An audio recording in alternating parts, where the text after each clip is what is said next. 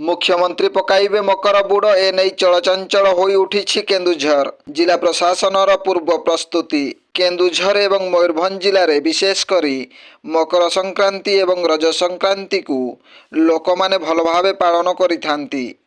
मकर मुख्य आकर्षण मकर बुड़।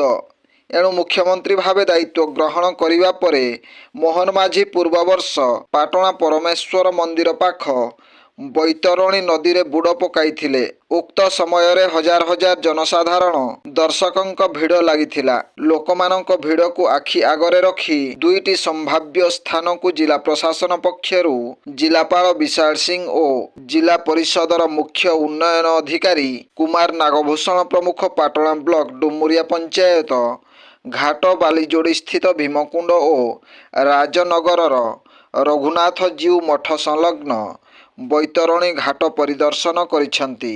ब्यूरो रिपोर्ट जनजागरण ओडिया। वीडियो गुड़िक आपण मानकु भल लागुथिला आम चैनल को सब्सक्राइब करने सह लाइक शेयर करने को भूलंतु नहीं।